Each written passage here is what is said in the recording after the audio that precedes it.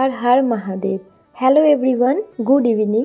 আমার নতুন আবারও একটা ব্লগে তোমাদের সবাইকে অনেক স্বাগত আর অনেক ভালোবাসা।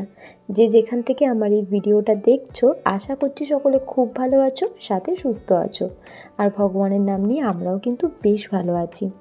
তো আজকে ব্লগটা তো ইভিনিং থেকে স্টার্ট করলাম, কারণ সকালে আমার অনেক কাজ ছিল, অনেক ঘরের তো প্রেশার ছিল, সাথে আমার ফোনে অনেক কাজ পড়েছিল, যেটা না করতে পারলে, ফোনটাকে না হালকা করতে পারলে না আমি নতুন করে ব্লগ করতে পারছিলাম না। সেই কারণে কিন্তু আমি ফোনটাকে একটু হালকা করে নিয়েছি। তো সেই জন্য ভাবলাম আজকে আর সকাল থেকে ব্লগ করবো না, আজকে ইভিনিং থেকে ব্লগটা করব। তো যাই হোক, এখন ঘড়িতে বাজে ওই তোমার 4:30 মতো হবে। তো এখন থেকে তোমাদেরকে সাথে নিয়ে আমি আমার ব্লগটা স্টার্ট করলাম। আশা রাখছি ব্লগটা কিন্তু তোমাদের বেশ ভালো লাগবে। তো অবশ্যই ব্লগের সাথে থেকো। তো ওই যে বন্ধুরা, এর আগে পর্যন্ত সকালের সমস্ত কাজ তো ঝটপট করে নিয়েছি, কারণ তখন তো আর আমার ফোন বা ট্রাইপড নিয়ে দৌড়াদৌড়ি করতে হয়নি।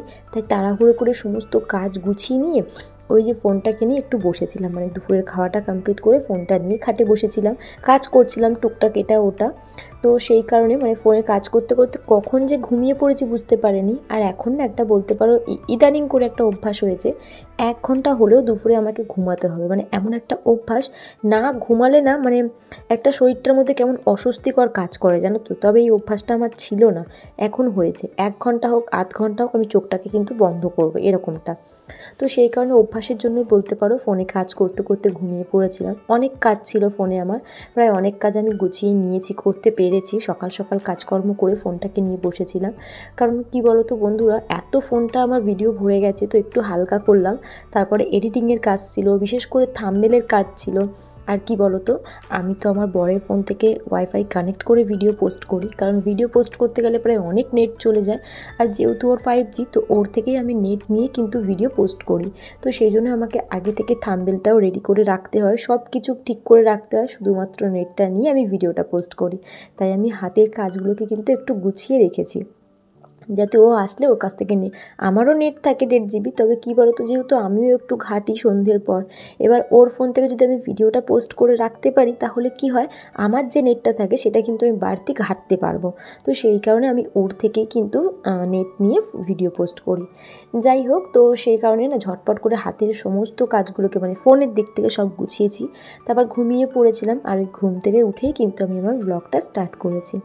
জামা কাপড়গুলোকে সব মেলে দিয়েছিলাম, সব শুকিয়ে গেছে, সেগুলোকে তুলে আনলাম, একে একে সব ভাঁজ করলাম। প্রায় অনেক জামা কাপড় ছিল, সেগুলোকে জায়গা মতো রাখলাম। বিছানাটাকে একটু ঠিকঠাক করলাম। আর তারপর এই যে দেখো, ঘর বাড়িগুলোকে কিন্তু আমি খুব তাড়াহুড়ো করে ঝাঁট দিচ্ছি। কেন বলো তো, কারণ সন্ধে হওয়ার আগেই তো ঘর বাড়িগুলোকে আমাকে ঝাঁট দিতে হবে, সাথে কিন্তু আমি ঘর বাড়ি মুছিও বিকেলবেলা করে। তো একটু সময় যায়, জানো তো, ঘর, বারান্দা, রান্নাঘর মুছতে না বেশ সময় যায়। বাইরেটাও ঝাঁট দিই, তো সেই জন্য আমি একটু তাড়াহুড়ো করেই কিন্তু ঘর বারান্দাগুলোকে ঝাঁট দিচ্ছিলাম।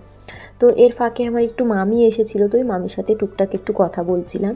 আর আমাদের এখানে ওই যে বলছিলাম হরিনাম হচ্ছে, সন্ধ্যেবেলা একটু হরিনামে যাব। তো সেই জন্য তাড়াতাড়ি করে একটু কাজগুলোকেও গুছাচ্ছিলাম, কারণ কি বলতো, সন্ধ্যেবেলায় পড়ানোও আছে, আর সাথে রয়েছে আমার রান্না বান্না, আর তারপরে একটু হরিনামের ওখানেও যাব। সেই কারণে খুব তাড়াহুড়ো করে কাজ করছিলাম।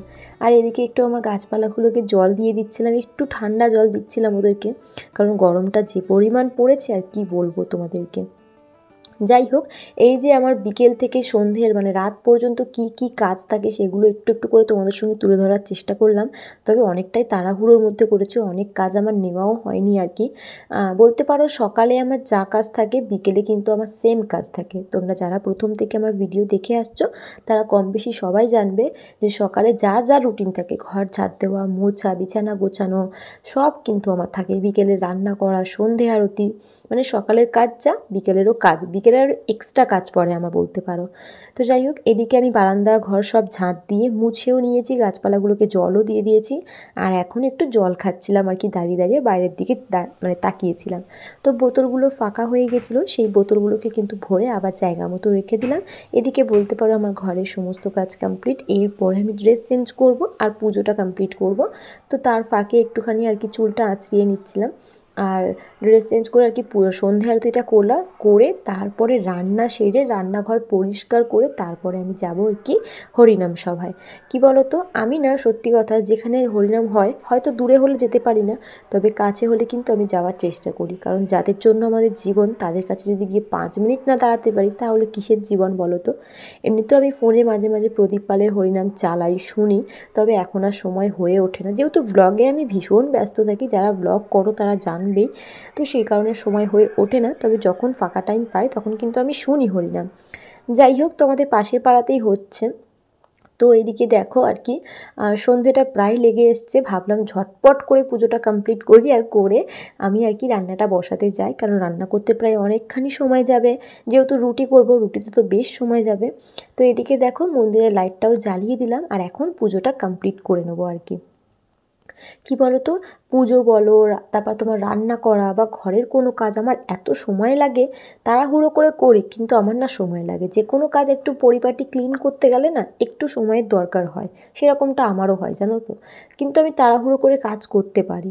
যাই হোক, তো এদিকে দেখো ঠাকুরের থালা বাসনগুলোকে সব মেজে ধুয়ে আর এখন একটু পুজোটা দিয়ে দেবো, আর দিয়েই চলে যাব একদম রান্নাঘরে গিয়ে রুটি, আজকে একটু সিমুই করতে বলেছে পাগলা, তো একটু সিমুইয়েরও জোগাড় করেছি, সিমুই করব, রুটি করব, আর সাথে কালো জিরে কাঁচা লঙ্কা দিয়ে একটু আলুর তরকারি করব, ব্যাস এইটুকুই। তো এইটুকু করতে কিন্তু আমার অনেকখানি সময় যাবে জানো তো, এই যে বলছি এইটুকু, এটা আমি জানি কতখানি সময় যাবে, তো সেই জন্য আমি একটু তাড়াহুড়োই করছিলাম বলতে পারো, সন্ধেবেলায় পড়ানোও রয়েছে, তো সে অনেক কাজ পড়ে রয়েছে বলতে পারো আমার, জানো তো কোনটা করব আর কোনটা করব না বুঝতে পারছি না।